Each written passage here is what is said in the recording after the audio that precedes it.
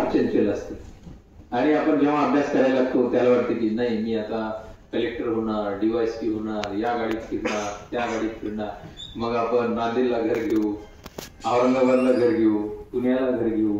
ही सगळी स्वप्न तुम्ही अभ्यास करताना तुमच्या लगेच सुरुवात होतात तुम्हाला आणि अत्यंत चंचल आहे. मग पळालेल्या मनाला आपल्याला रोखायचं आहे, कॉन्सन्ट्रेशन करायचं आहे, त्याला ओढून आणायचं आहे आणि त्या ज्ञानावर फोकस करायचं.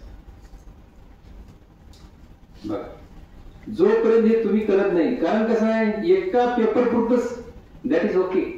एक पेपर आहे तुम्हाला, उद्या परीक्षेला जायचं आहे आणि त्या परीक्षेला जात असताना आज वाचन केलं, नाईट आउट केली, उद्या ते पेपर दिला, तुम्ही 30 घेतले, 35 घेतले, काही प्रॉब्लेम नाही. तुमचा सिलेबस किती आहे? जगामधलं सगळं ज्ञान तुम्हाला येणं अपेक्षित आहे. करंट इव्हेंट आहे तुम्हाला, खेळाडू, संगीत, म्हणजे कुठलंही क्षेत्र तुमच्यापासून, म्हणजे संगीतातली मला कथकलीचे कोण कोण कलाकार आहेत, कुणा कुणाला भारतरत्न मिळालेला आहे, पद्मभूषण मिळालेला आहे, हे तुम्हाला सगळं माहिती पाहिजे. म्हणजे तुमचं एकही एरिया नाही की ज्याला तुम्ही टच करणार नाही, असं एवढं मोठं प्रचंड नॉलेज, आणि ते पण डोक्यात ठेवायचं आहे. आणि नॉलेज कसं असलं पाहिजे? नॉलेज हे परफेक्ट असलं पाहिजे. तुम्हाला कन्फ्युजन करण्यासाठी 4 पर्याय दिलेले असतात, बरोबर आहे, आणि त्यामुळे आपण लगेच कन्फ्युज होतो आणि चुकीची उत्तरे देऊ. त्यामुळे नॉलेज जे आहे स्पर्धा परीक्षेमध्ये अत्यंत परफेक्ट असलं पाहिजे. कारण तुम्ही जर तिथे कन्फ्युज झाले, याचं उत्तर हे की ते तुम्ही समजा की तुम्ही 30-40% तुम्ही तुमचे प्रश्न अनअटेंड ठेवले, तुम्हाला 2 तासामध्ये 200 प्रश्न अटेंड करायचे, 200 प्रिलिमिनरीला, आणि एवढं वाचून जेव्हा तुम्ही कन्फ्युज, तुमचं परफेक्शन असेल डायरेक्ट टिक करून टाकलं, नाही याचं उत्तर हेच आहे असं तुम्हाला म्हणता आलं पाहिजे. एवढं परफेक्ट नॉलेज जर असेल तर मात्र तुम्हाला अजिबात घाबरायची गरज नाही.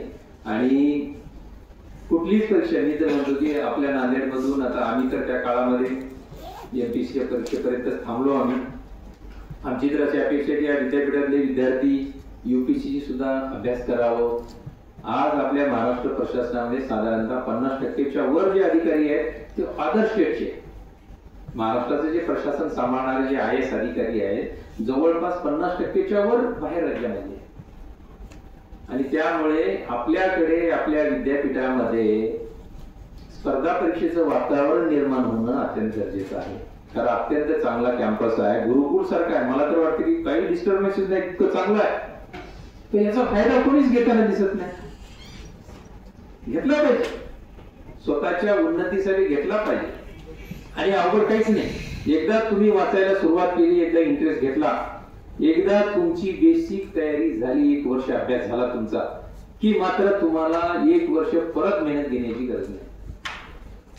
नंतर मात्र तुम्हाला त्याच नॉलेजवर तुम्हाला दरवर्षी परीक्षा तुम्ही क्रॅक करू शकता, असं आहे. त्याच्यामुळे मला वाटतं की स्पर्धा परीक्षा ज्या आहेत त्या आपण या ठिकाणी कराव्यात, अभ्यास करावा, आणि नांदेडचं नाव लौकिक करावं, विद्यापीठाचं नाव लौकिक करावं असं मला वाटतं.